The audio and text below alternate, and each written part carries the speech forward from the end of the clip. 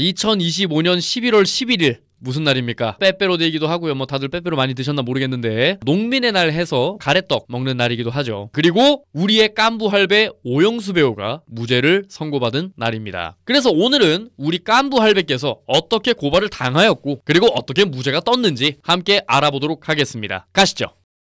자, 2022년 11월 25일입니다. 언론 보도를 통해서 강제추행 혐의로 기소된 사실이 알려졌어요. 아, 이때 충격이었지. 이때가 골든글로브 상 탄다고 해가지고 막 그 무대에서 춤추시고 딱 그때야. 근데 그와 동시에 뉴스에서 바로 그냥 강제추행 혐의가 생겼다, 이런 뉴스가 뜬 거지. 아, 대단히 충격적이었거든요. 그래서 이 여파로 출연하고 있던 광고가 중단이 되었고요. 작품 활동들 당연히 끊기고요. 기존에 촬영했던 분량들 다 폐기했고 난리도 아니었지. 간략한 타임라인을 좀 살펴보자면요, 2021년에 오징어 게임 다들 아시죠? 나 무서워 우리는 깐부자녀, 그 장면 아시죠? 전세계적 히트로 주목도 급상승했습니다. 근데 2022년 골든글로브 상을 받고 나자마자 언론 제보 및 보도를 통해 공론화가 되기 시작했어요. 그렇게 검찰은 오영수 배우를 불구속 기소했습니다. 강제추행 혐의로요. 그리고 2024년 검찰은 징역 1년을 구형합니다. 그리고 3월 15일에 1심 판결에서 징역 8개월 집행유예 2년을 선고합니다. 그래서 오영수 측은 항소심 2심을 추진을 하지요. 그렇게 2025년 검찰 항소심에서 1심과 동일하게 징역 1년 구형을 했습니다. 그랬는데 이 방송을 하고 있는 이 시점 불과 어제죠. 불과 하루 전에 1심 판결을 뒤집고 무죄를 선고받았습니다. 자, 그럼 1심에서는 유죄 판결이 났었는데 2심에서 갑자기 뒤집어진 이유를 좀 자세히 살펴보겠습니다. 1심에서는 피해자 진술을 구체, 일관, 경험칙상 신빙성이 높다고 판단을 했습니다. 이 경험칙상의 의미는요, 피해자 진술이 실제로 겪지 않으면 하기 어려울 정도로 구체적이고 생생하다라는 취지에서 신빙성이 높다고 판단을 했습니다. 일기, 상담 일지, 동료 진술, 사과 메시지를 진술을 보강하는 정황 증거로 묶어서 유죄 판단의 근거로 사용을 했어요. 그러나 2심에서는요, 상담일지 일기에는 모호한 점과 공백도 있고 시간 경과에 따른 기억 왜곡 가능성이 배제되지 않는다고 보면서 범죄를 단정할 정도로 강한 증명력은 아니다라는 방향으로 재평가가 되었다고 합니다. 네, 그리고 딸 같아서 아껴주고 보듬어주고 싶은 마음이 지나친 행동으로 간 것 같다라는 그 카톡 있죠. 이 문장을 1심에서는 강제추행 행위를 사실상 인정하는 취지의 표현으로 해석을 했습니다. 2심에서는요, 갈등을 무마하려는 포괄적 사과일 가능성을 열어두고 이를 근거로 공소사실 그대로의 강제추행이 있었다고 단정하기엔 부족하다고 판단을 했습니다. 그러니까 이 포괄적 사과라고 함은 이 갈등을 무마하기 위해서 그냥 미안하다고 하자라는 생각에서 한 사과라고 보면 되겠습니다. 그럴 가능성이 있었다는 거죠. 포옹과 볼뽀뽀에 대한 법적 평가도 좀 달랐는데요. 1심에서는 산책로 포옹과 볼키스를 피해자 의사에 반한 신체 접촉으로 보고 강제추행 구성요건 충족으로 평가를 했습니다. 2심에서는 포옹은 피해자도 형식적 동의는 한 상황에서 강도 차이만으로 강제추행을 인정하기는 어렵다고 봤고요. 볼뽀뽀 같은 경우에도 진술과 증거만으로 실제 행위와 정도가 충분히 입증되었다고 보기는 어렵다고 봤습니다. 그래서 형사소송의 증명기준 적용에 대해서는 1심에서는 피해자 진술 플러스 보강 증거로 공소사실이 합리적 의심을 배제할 정도로 증명되었다고 보고 유죄를 판결했으나 2심에서는 여전히 의심은 남지만 그 의심을 배제할 만큼 충분하진 않다라고 보고 의심스러울 때는 피고인 이익을 우선으로 라는 말에 좀 이렇게 좀 다들 띠용하시는 그런 분위기가 있더라고요. 무죄 추정의 원칙입니다. 다들 많이 들어보셨죠? 무죄 추정의 원칙을 엄격하게 적용해서 무죄를 판결했다고 보시면 되겠습니다. 요약하자면 1심에서는 피해자 진술의 신빙성을 강하게 인정하고 사과 메시지 등을 자백에 가깝게 해석하면서 유죄가 되었습니다. 반면에 2심에서는요, 모순, 공백, 기억 왜곡의 가능성을 크게 보고 사과 메시지도 자백으로 보지 않고 포괄적 사과로 봄으로 인해서 의심은 남지만 형사재판 기준에는 미달임으로 무죄다라고 판결을 내렸습니다. 물론 이 사건이 마냥 허위미투라고 보기는 힘듭니다. 행위 자체가 있었음을 오영수 배우도 인정을 했으니까요. 다만 강제추행은 아니다라는 식의 전면 부정이기 때문입니다. 자, 그래서 고발인 A씨의 입장은 어떤지 한번 살펴보도록 하지요. 사법부는 이번 판결이 사회에 어떤 메시지를 주는지에 대해서 책임감 있게 성찰해 주시길 간곡히 부탁드립니다. 무죄 판결이 결코 진실을 무력화하거나 제가 겪은 고통을 지워버릴 수 없습니다 라고 얘기를 했어요. 그러니까 개탄스러운 판결이라고 얘기를 한 거죠. 근데 여기서 이상한 게 하나 보이지 않습니까? 고발인 A씨가 입장문을 직접 발표한 게 아니에요. 고발인 A씨의 입장문을 발표한 한국여성민우회라는 게 있습니다. 이게 뭘까요? 뭘 것 같으세요, 님들? 이 한국여성민우회가 어떤 곳인지 궁금하지 않습니까? 그래서 준비했습니다. 한국여성민우회가 어떤 곳인지 알아보도록 하겠습니다.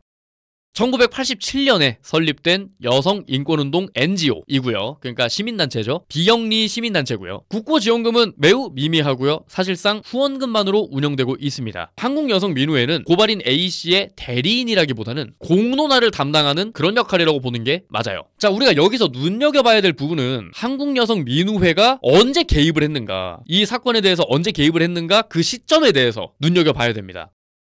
1심 판결 당일인 2024년 3월 15일에 갑자기 기자회견을 실시합니다. 그 전까지는 뭐 피해자를 지지하니 뭐하니 우리가 같이 뭐 연대하겠니 뭐 이딴 말 없었어요. 공식 발언, 논평 아무것도 없었어. 오영수 배우가 고발되었다는 사실이 언론에 보도된 거는 2022년 11월 15일입니다. 그러니까 한 1년 반 가까이 이 사건에 대해서 신경 쓰지 않았던 거야. 자신들의 정치적 입지 강화에 도움이 되리라고 판단했기 때문에 개입을 개시했다고 의심할 수 있는 정황인 거죠. 그래서 이 단체가 내로남불이 심해 되게 선택적 분노를 한단 말이야. 이에 대해서는 보수, 진보, 남녀노소 가릴 거 없이 모두가 비판을 하고 있는 그런 상황이라고 보시면 되겠습니다. 한국여성민우회는 이런 곳인데 얘네가 마탱이가 갔단 말이야. 이거 어쩌다가 마탱이가 갔는가 한번 알아보도록 하죠. 결론부터 말씀드리자면 메갈리아랑 워마드가 사회 문제로 떠오른 2015년부터 본격적으로 마탱이가 가기 시작했습니다. 왜일까? 나는 그렇게 생각해. 후원금으로 운영되는 곳이잖아. 쟤네가 후원금을 쏟아 부어주지 않았겠어? 난 그런 생각을 해. 그렇기 때문에 쟤네들 입맛에 맞춘 그런 운영을 할 수밖에 없지 않았을까 뭐 이런 생각이 듭니다. 뭐 그전까지만 해도 좀 과하다 싶은 건 있었지만 대체적으로는 멀쩡한 사회운동을 하던 곳이었거든요. 뭐 이를테면 1991년에 결혼, 임신, 퇴직제 철폐운동. 뭐 저는 이게 뭐 나쁘진 않다고 생각을 해요. 뭐 임신했다고 퇴직시키고 결혼했다고 퇴직시키고 이건 말이 안 되지 사실. 1997년 한부모 교실 운영, 한부모를 위한 지침서 제작 및 한부모 사업 정책 토론회 개최. 이런 건 잘했어. 이런 건 아주 훌륭해. 1998년 실직 여성 가장 겨울나기 쌀 공급 활동. 뭐 저것도 꽤나 훌륭한 활동이라고 볼 수 있겠습니다.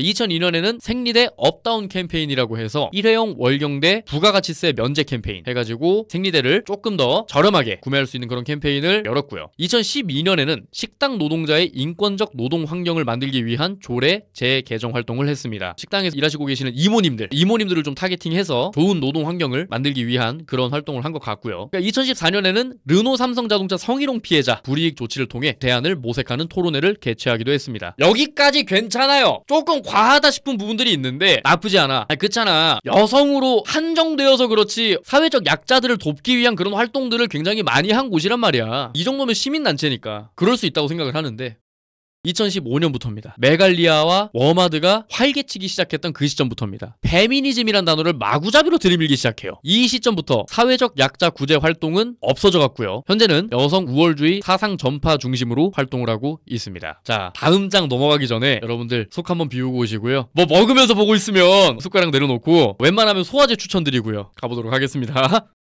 2015년 민우 특강, 그런 페미니즘은 없다. 불안은 어떻게 혐오가 되었나 라는 특강을 시작으로요. 2016년 넥슨 성우 해고 사건에 대응하는 해시태그 액션, 말하기는 계속되어야 한다라는 그런 운동을 했는데 뭐냐면 이게 넥슨 게임에 목소리를 출연한 성우가 메갈리아를 지지하는 게시물을 올려서 다른 성우로 교체된 사건이 있어요. 클로저스라는 게임에 티나 성우가 메가를 좀 지지하는 게시물을 올려가지고 난리가 났었어. 교체해야지 뭐 어쩔 거야. 아니 나는 이거 되게 이해가 안 갔던 게 뭐냐면 뭔 말하기는 계속되어야 한다야 씨바. 남캐 성우가 갑자기 막 씨발 일베 손가락 만들고 막 일베 한다고 막 그렇게 리트윗 해놓고 하면은 그거 안 쫓아낼 거냐? 당연한 거잖음. 그리고 2016년 페미니즘 입문 강좌 입덕 다시 만나는 세계 이런 강좌도 열었고요. 2017년에는 이 오른쪽에 있는 사진을 보시다시피 메갈리아 지지를 공식 선언했습니다. 성차별에 강경히 반대하는 것이 메갈이라면 우리는 메갈이다. 가부장적 사회를 파괴하는 것이 반사회적이라면 우리는 반사회적이다. 진짜 개새끼들. 진짜 폭력적이다. 미쳤나봐. 본인들 단체 스스로 우리는 여성 일베예요 라고 이렇게 공식 선언을 한 그런 꼬라지라고 볼 수 있겠습니다. 2018년에는 불안 없이 오늘을 살 수 있다면 이라는 영화제 포럼을 개최를 했고요. 그리고 2019년에는 워마드 홍익대 누드 크로키 수업 도찰 사건으로 인해 촉발된 워마드 운영자 체포영장 발부에 대해서 성차별적인 편파 수사라며 반발을 했습니다. 이건 또 뭐야? 이 끔찍한. 자, 이거 한번 같이 알아보도록 하겠어요.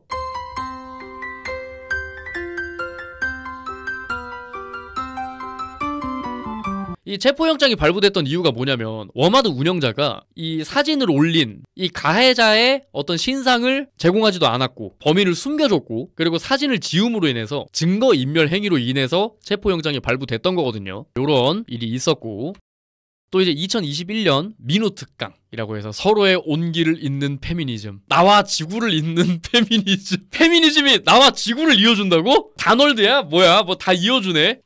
보시면요, 에코 페미니즘의 기본 주장 그리고 그 다양성에 대해서 한번 알아봅시다. 생태계 파괴와 생태 위기의 원인은 가부장제이다. 여성의 재생산 기능과 재생산 활동은 긍정적인 것이다. 남성신, 아버지, 아들 계보의 문화를 지탱하는 폭력성 위계 질서 대신 여성신 자매들의 계보가 발견할, 창조할 생명, 돌봄, 평화, 연대의 문화라고 해가지고 뭐 거의 지구 평평설 수준의 그딴 얘기를 하고 있어요. 맛이 완전 가버린 거예요. 자, 참고로 여러분들, 이 모든 사진들과 이 모든 연혁들이 워마드 메갈 얘기하는 게 아닙니다. 이거 시민단체고요. 그리고 이 시민단체는 이번에 오영수 배우님을 고발한 A씨의 사건을 공론화했었던 그런 단체라는 점 다시 한번 좀 상기시켜 드리면서, 참고로 여기 적혀있는 이것들이 구체화된 게 통일교야. 통일교 참어머니야. 야, 이거 잘만 하면은 이거 종교단체 하나 세우겠는데?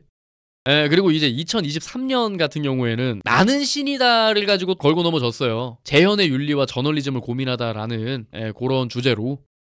제작 의도가 선하다면 연출 방식은 문제되지 않을까요? 피해자가 동의했다면 모든 사례와 장면을 그대로 사용해도 될까요? 여성에 대한 폭력은 어떤 식으로 다뤄줘야 될까요? 피해를 자극적으로 묘사해서 사회적으로 주목받는 것이 목표가 돼야 할까요? 당연한 거 아니냐? 자극적으로 묘사하는 게 아니라 그냥 있는 그대로 보여줬잖아. 넷플릭스여서 할 수 있었다면 방송의 역할은 어때야 할까요? 나는 신이다는 이전에 나왔던 프로그램들과 다른 문제의식을 던졌을까요? 야, 피해자 구제에는 관심이 없는 거야. 그냥 저걸 구실로 언론에 대한 영향력을 확장시키려는 그런 속생무로밖에 안 보여. 얘네가 JMS한테 돈을 쳐받지 않은 이상, 이 사이비 종교한테 돈을 쳐받지 않은 이상 이거를 걸고 넘어질 이유가 있나? 니네는 뭐 했니? 니네는 뭘 하기라도 했어? 아, 이상한 새끼들이네 진짜.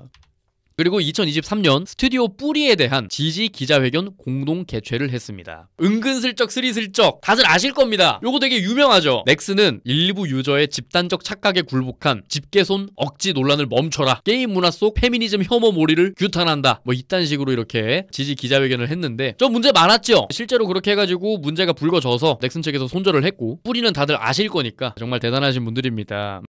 그리고 2025년에는 AI와 페미니즘을 어후. 와, 진짜 개쩔지 않음 진짜? 진짜 시대 잘 따라간다. AI와 페미니즘이 교차하는 쟁점을 살펴보고 페미니스트로서 개입 지점을 고민해봅시다. 참가비 10,000원이고요. 온라인 중강입니다. 아, 가성비 좋네. 야, 중강에 1시간 반하고 참가비 10,000원씩 받아가지고 하는 거면은 야, 되게 싸게 싸다고 느껴지겠고 나쁘지 않겠네. 뭐 40명 50명 들어온다 치면은 1시간 반하고 50만 원 버는 거니까 장소 빌릴 필요도 없고. 인공지능은 어떤 세계를 만들고 있을까? 인공지능의 젠더 편향과 인공지능 윤리. 2강, 인공지능 정책에 어떻게 개입할까? 인공지능 정책과 페미니스트 운동의 과제. 챗GPT 안 쓸 수는 없을 것 같은데 뭔가 찜찜해. 내게 차별적인 대답을 주고 있는 건 아닐까?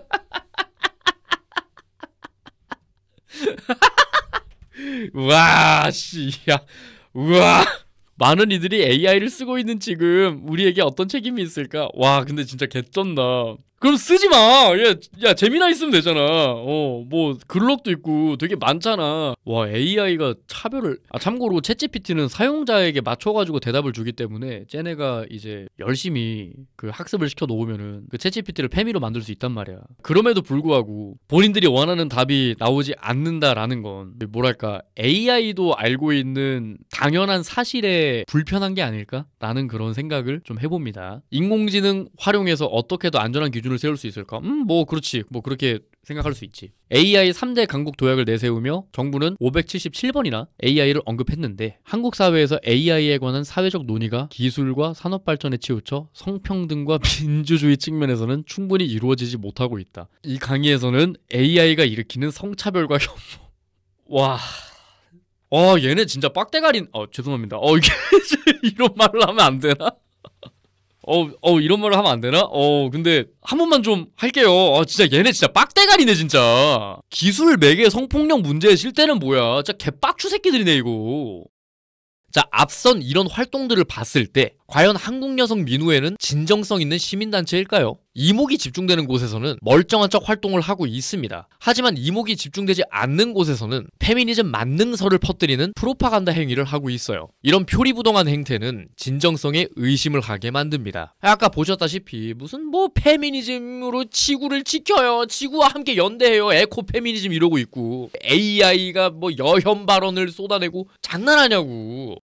자, 이렇게 오영수 배우의 2심 무죄 판결과 고발인 A씨를 서포트하는 배우단체에 대해서 알아봤는데요. 시민단체 주 역할 중 하나는 피해자 혹은 사회적 약자의 목소리를 크게 키워주는 것입니다. 하지만 한국여성민우회 같은 일부 시민단체들은 이슈몰이를 통해서 자신들의 영향력을 행사하여 힘을 키운 다음 진짜로 이루려는 목적이 따로 있다는 의심을 강하게 하게 만듭니다. 물론 우리나라에서 미투 운동이 벌어지던 당시의 상황을 비춰보면 실제로 성폭력을 행한 사람들이 있지요. 하지만 그렇지 않고 이진욱, 김건모처럼 억울한 사람들도 있었죠. 이 억울한 유명인들은 단지 기소가 되었다는 이유만으로 많은 피해를 입어야 했습니다. 무죄를 받고 무혐의를 받고도 그 피해는 쉽사리 회복되지 못하고 있죠. 아직까지도 저 사람 성폭행했던 사람 아님? 저 사람 성추행했던 사람 아님? 어떻게 저렇게 버젓이 얼굴을 들고 나오지? 뭐 이런 반응들이 있다고. 지금 이게 한국여성민우회라는 시민단체가 고발인 A씨를 도왔다는 이유만으로 오영수 배우는 억울한 사람이다 라는 그런 확증 편향적인 얘기를 하려는 게 아니에요. 실제로 고발인 A씨가 선량한 피해자일 경우도 배제할 수 없으니까요. 아까도 얘기했다시피 오영수 배우의 접촉행위 자체는 실제로 있었던 일이니까. 제가 하고자 하는 말은 한국여성민우회 같은 부류의 일부 시민단체가 행하는 기회주의적 행태에 대해서 비판하고자 함을 분명하게 밝힙니다. 미투 이후에 친밀감 표현에 있어서도 좀 조심스러워지는 시대가 되고 있어요. 목소리를 낼 수 없었던 피해자들에게 귀를 기울여주는 사회가 되어가고 있다는 긍정적인 측면도 있지만 이런 사회 변화를 이용해서 한탕 땡겨보려는 파렴치한 사람들도 생겨나고 있는 부정적인 측면들도 있습니다. 사회 문제를 해결하기 위한 사회 변화가 또 다른 사회 문제를 낳게 된 것이죠. 특정 시민단체가 특정 그룹의 이익을 위해서 행동하는 것 자체가 잘못되었다는 것이 아닙니다. 하지만 모든 시민단체가 가져야 되는 궁극적인 목표인 사회 공공의 이익에서 벗어나 그저 시민단체 자체의 이익을 위해서 활동을 한다면 그게 어떻게 시민단체야? 그게 어떻게 NGO고? 그게 어떻게 비영리단체야? 존나 풀영리 이익집단이지. 우리는요, 단순히 모든 시민단체를 싸잡아서 비난하는 것이 아니라 한국여성민우회 같은 시민단체의 탈을 쓴 이익집단을 콕 집어서 비판해야 되는 게 마땅하다고 생각합니다. 제가 이 말씀을 이렇게 길게 드리는 이유가 뭐냐면요, 현재 오영수 배우의 강제추행 법정 공방에 있어서 스피커 역할을 하고 있는 한국여성민우회가 딱 이런 이익집단이라고 볼 수 있겠습니다. 최종적인 결과는 상고심이 진행될지 어떨지 기다려봐야 알겠지만 진정성이 너무나도 결여된 스피커의 행보는 고발인 A씨에 대한 신뢰도를 낮추게 될 수밖에 없습니다. 지금도 고통받고 있는 진짜 피해자분들이 계시거든요. 이런 단체, 이런 사건들 때문에 본인의 목소리를 내는 걸 두려워하는 사회가 되지 않기를 바라며 지금까지 김채호의 필름찍기의 김채호였고요. 오늘의 영상 마치겠습니다.